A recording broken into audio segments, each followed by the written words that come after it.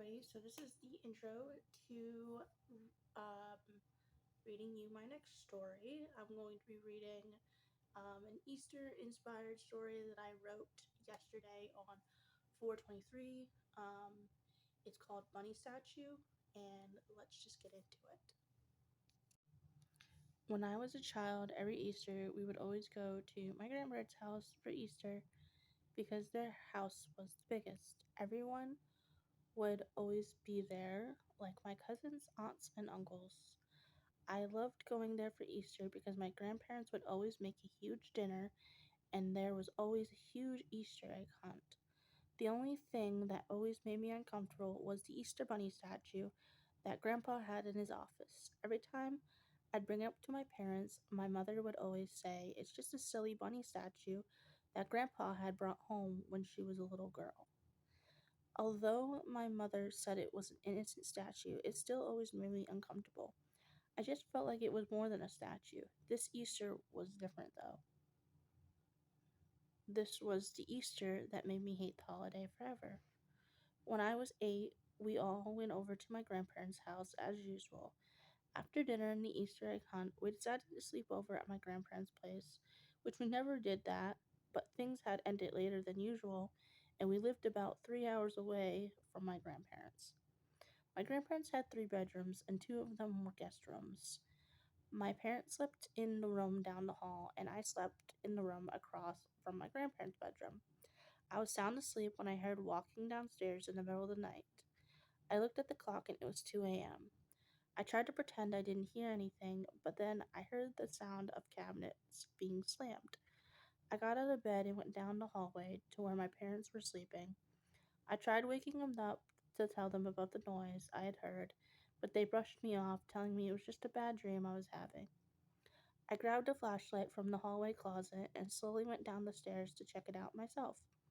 I should probably mention the fact that Grandpa would always put the bunny statue in the living room on Easter because all of my family, except me, loved it.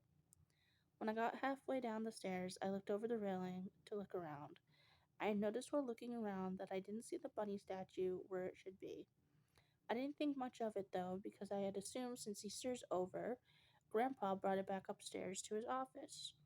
Just as I was about to go back upstairs, because I didn't see or hear anything else going on, I heard moving around coming from the kitchen and I saw the faint light from the inside of the fridge. I turned off my flashlight and headed back downstairs to see who it was. I peeked around the corner to see who was at the fridge, but the figure I saw wasn't anyone who seemed familiar.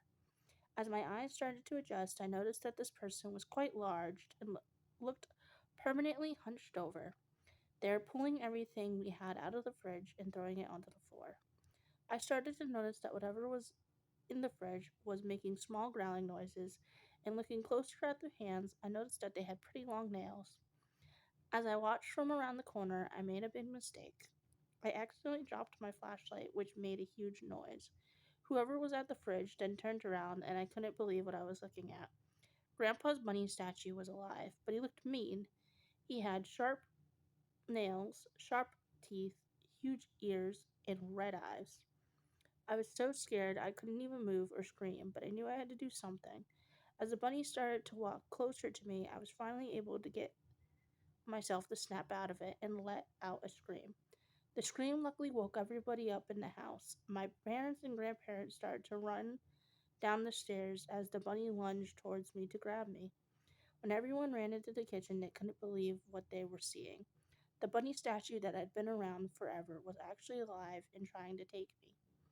As the bunny grabbed me and started to try and run away with me, Grandpa had grabbed a knife from the block and stabbed the bunny in the back, which caused it to drop me. My parents rushed to make sure I was okay as the bunny jumped through the kitchen window and ran into the woods. Grandma went to call the police, but Grandpa had stopped her because who would believe that a bunny statue came to life and attacked their grandson? Grandpa had went outside to try and find the bunny, but it was nowhere to be seen. My grandparents my parents didn't feel safe staying the rest of the night, so they grabbed our things and made the 3 hour drive home in the middle of the night. For some reason, we never spoke of what happened, but after that incident, we skipped going to my grandparents' house for Easter for a few years. A few years after the incident, I finally asked Grandpa if he had ever seen the bunny again, and he had said no. I asked him where he even found that thing, and he had told me he found it at a garage sale. He had bought it for my mom when she was a little girl because she loved bunnies. The woman selling it seemed to be wanting to get rid of it quickly and sold it to him for basically free. After that, we never spoke about it again, and now it's been 20 years since it happened. Just be careful what you decide to buy at garage sales and have a happy Easter.